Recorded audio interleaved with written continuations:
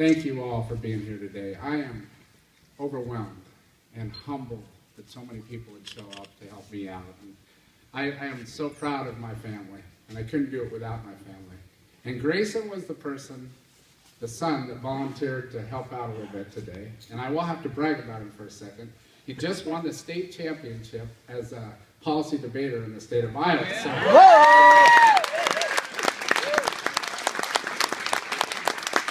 So he was perfect for that position.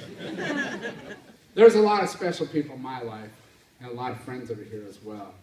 And right now I want to take the time just to recognize some people that I know that are watching out over me. I lost my dad a year ago, and I know my dad is gleaming from heaven right now. And my grandmother, and certainly a good friend of mine, Brad Payton, is another person that I really, really am going to miss. And they've had huge impact on my life. Another person that's very special in my life is my wife, Dee Dee. She is my rock.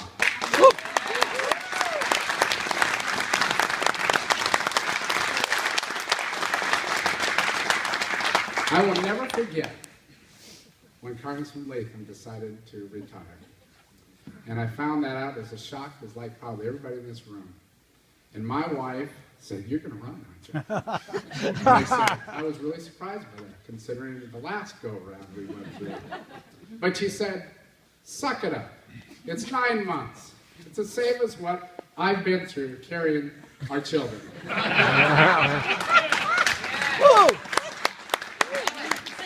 I also want to introduce and recognize some other people that are very special in my life. My mom is here, Sue.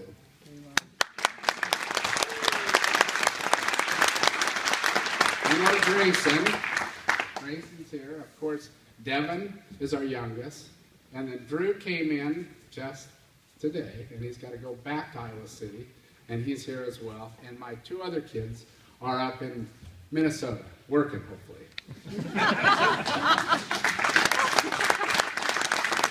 And I want to recognize some of the people that are going to help me put this campaign together. And I've got some outstanding people that are with me.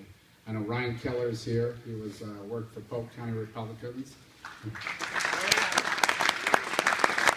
I've got some other people here that I'd love you all to meet.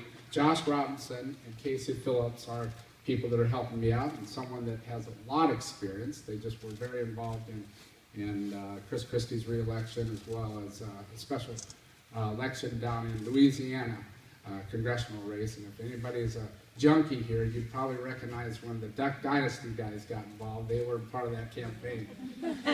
But I have Doug and Nick, and I don't know if Al Caduce is here. Al Caduce is going to be my treasurer, and really excited. I know there's a lot of senators and representatives here. I know Mark Shelgren's here. I think I saw Hubert Hauser was here, and I apologize if I leave anybody out. The Urbandale Mayor, Bob Andweg's here. I know that Jake Highfield was planning on coming and didn't get hung up at the Capitol, and a lot of senators and representatives came and talked to me about, hey, listen, I can't be here because I got to do the people's business, which I want them to do. Because I'm not down there watching what's going on. But I can tell you there's a lot of other people here. We've got Councilman Dave Russell's here, Councilman Eric Klein, Michael McCoy, and we've got, I think there's probably Ken Rosenblum is here. He's in the Senate with me.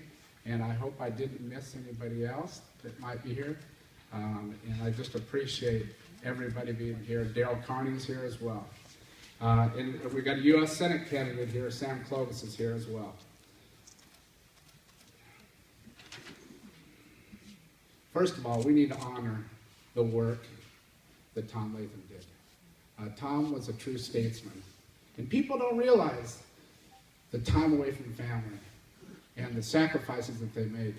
And he was a good example of someone that shows respect, even if we don't agree on all the issues.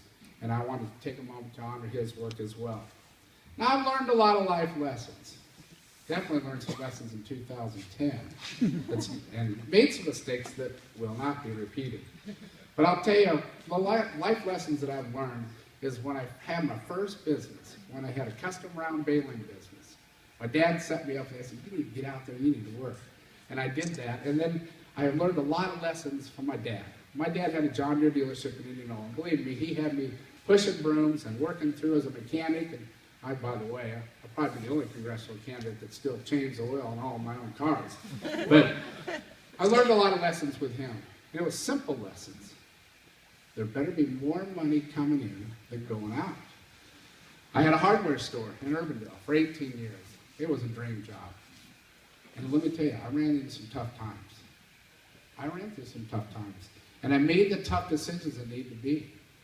And I learned lessons there as well. Today, and I've got a lot of my coworkers here from a company that I'm involved with, the Congressional Tech Services. It's an IT company in West One. We employ a lot of people. And it is another example of what we need to do in Washington, D.C. The public service that I've been able to do, being a city council member for 2 years, being a mayor for 7 years, and of course being in the Iowa Senate the last 8 years. I've learned a lot of lessons. And this is what separates me from some of the good people that are in this race right now. I've had real experience of creating jobs, balancing budgets, and cutting taxes. It doesn't take a rocket scientist. This is what we all go through as individuals and families and business owners. The other thing, I've learned how to work across the aisle. Now listen, I'm not going to give up on my principles, but what's going on in Washington, D.C. is wrong. And we need someone at times that will stand up to the leadership, which I've done down at the Capitol. When the Republicans are wrong, I tell them they're wrong. When the Democrats are wrong, which are wrong about 97% of the time, I tell them they're wrong.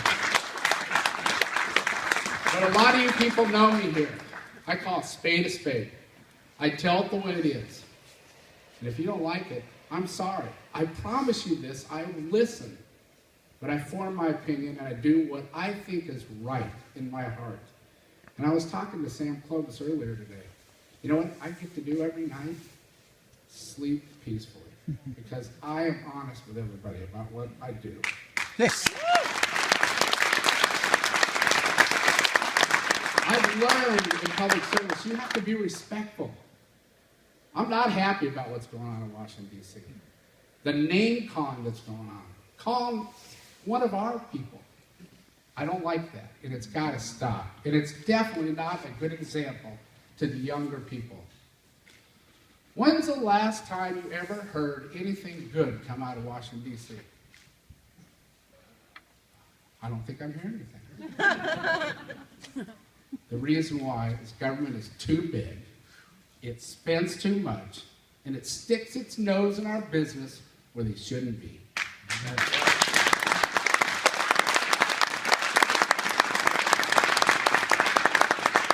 On the whole, I think D.C. is a terrible place. It's hot, it's humid, it even smells. But most importantly, it lacks people who put the country before their own self-interest. That's not me.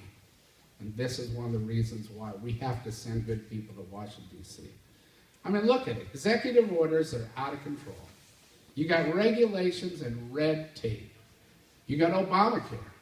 And you got the IRS that's coming after you if you don't sit down and shut up. Well, those days are over with. And that's not going to be, and this is exactly what I'm going to be fighting against. I consider myself blessed to have raised my kids in Iowa, but I'm really worried about the future for them. The mess in D.C. has me worried about the country we will leave to the next generation. I will stand up in D.C. and say, enough is enough. I want to make one thing clear. I will not leave debt to my children or yours.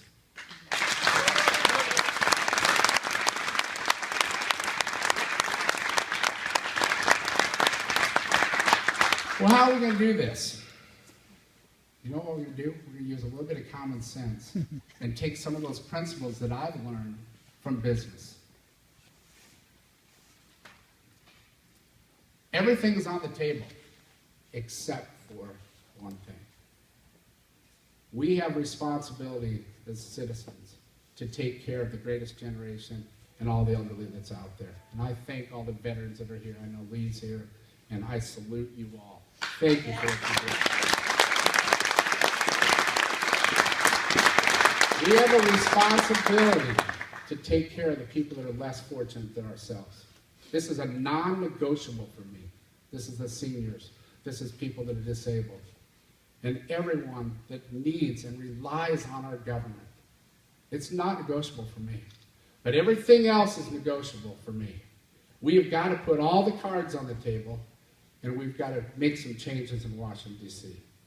Again, I will not leave this debt to my children or yours.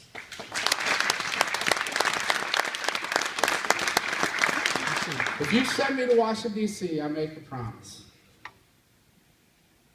I will be home every weekend to spend time with my family and all of my neighbors. This race is important. Why is it important? Right now, it's a top 5 race in the nation. The eyes of the country is going to be watching this race. We need to stand together. That is the only way we will get Washington, D.C. to listen. I am very, very humbled to be here today. And I thank you so much for being here. God bless you all, and God bless the state of Iowa.